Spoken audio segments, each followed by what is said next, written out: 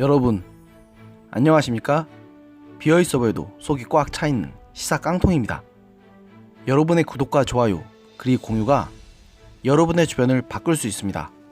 꼭 부탁드립니다.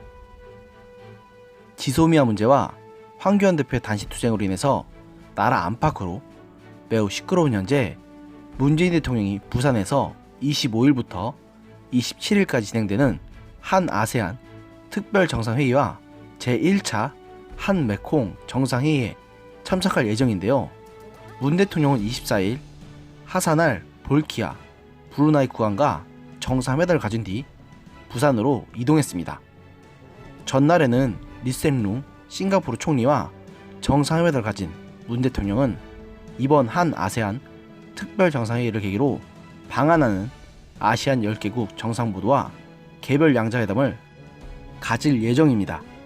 이어 24일에는 다른 아세안 정상들과 함께 부산 에코델타 스마트시티 기공식에 참석했고, 한아세안 특별정상회의 개막일인 25일에는 뿌라윳 짜노차 태국 총리, 조코 위도도 인도네시아 대통령, 로드리고 두테르테 필리핀 대통령 등과 각각 정상회담을 가질 예정이라고 합니다. 또 이날 오전에는 한아세안 CEO 서밋이 열려 각국 정상들과 로저스 홀딩스의 짐 로저스 회장 및 한국과 아세안 대표기업인 500여 명이 함께 모여 경제협력 확대 방안을 모색할 예정이라고 청와대는 밝혔습니다. 또 같은 날 한아세안 특별정상회의 환영 만찬에서도 각국 정상회의도 5대 그룹 총수를 비롯한 각계 인사 300명이 참석할 예정입니다. 26일에는 한아세안 특별정상회의를 2개의 세션으로 나눠 진행한 뒤 전략적 동반자 관계 발전, 경제 파트너십 강화 등의 내용을 담은 한아세안 공동비전 선명을 채택할 예정이고, 이날에는 문 대통령과 아웅산 수치 미얀마 국가고문, 통룬 시술릿 라오스 총리와 정상회담이 예정되어 있습니다. 한아세안 스타트업 서밋과 혁신성장 쇼케이스 등도 찾을 계획입니다. 메콩 5개국인 태국, 베트남, 캄보디아, 라오스, 미얀마 등과의 제1차 한메콩 정상회의가 예정되어 있는 27일에는 한메콩 미래 협력 방안을 담은 한강 메콩강 선언을 채택하고, 이 행사가 끝난 뒤에는 서울에서 웅우옌 수엔 푹 베트남 총리와 정상회담 및 만찬을 가질 예정입니다. 이어 28일 마하티르 빈 모하마드 말레이시아 총리와의 정상회담 및 오찬을 끝으로 이번 아세안 정상회의 일정은 마무리될 예정입니다. 뭐 여기까지는 좋습니다. 그런데 문재인 대통령이 이번 특별 정상회의에 김정은을 초청했음에도 김정은이 참석할 이유를 찾지 못했다면서 퇴짜를 놓은 사실은 다들 잘 아실 것입니다. 조선중앙통신은 문 대통령이 지난 5일 김정은의 참석을 간절히 초청하는 친서를 정중히 보내왔다고 공개하면서도 모든 일에는 제 시간과 장소가 있다면서 지금 시점이 남북 정상들이 만날 때이겠는가에 대해 생각해보지 않을 수가 없다면서 거절 의사를 분명히 했습니다.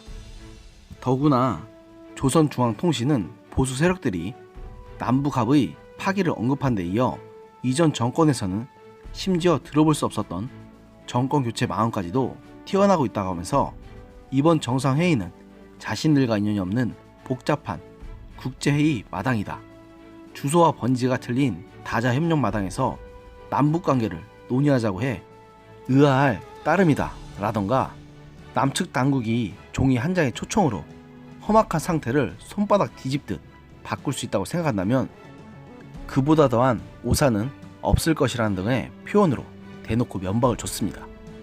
이게 뭔 망신입니까? 그런데 설상가상으로 원래 이번 정상회담에 참석할 예정이었던 훈센 캄보디아 총리가 이번 특별 정상회의에 불참을 통보해오면서 문재인 대통령과 정상회담이 무산된 것으로 알려졌습니다. 고민정 청와대 대변인은 24일 훈센 캄보디아 총리의 한 아세안 특별 정상회의 불참으로 한국과 캄보디아의 정상회담은 취소됐다고 밝혔습니다. 당초 문 대통령과 훈센 총리의 회담은 특별 정상회의 첫날에 열릴 예정이었는데요.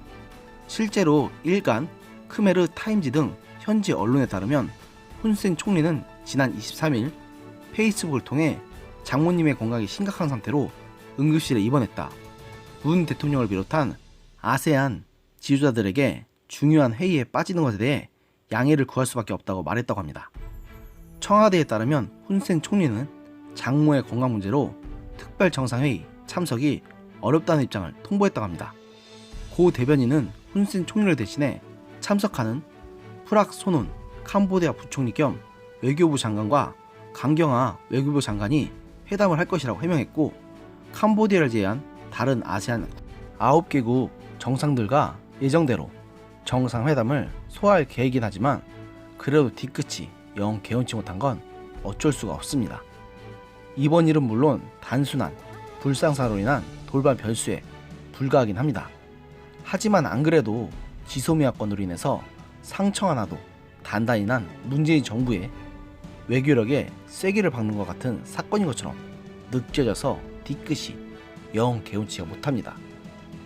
이런 말을 하긴 그렇긴 하지만 전후 사정을 잘 모르는 한국인들에게 캄보디아가 한국을 무시했다고 생각하기에 딱 좋은 상황이 아닐 수가 없으니까요.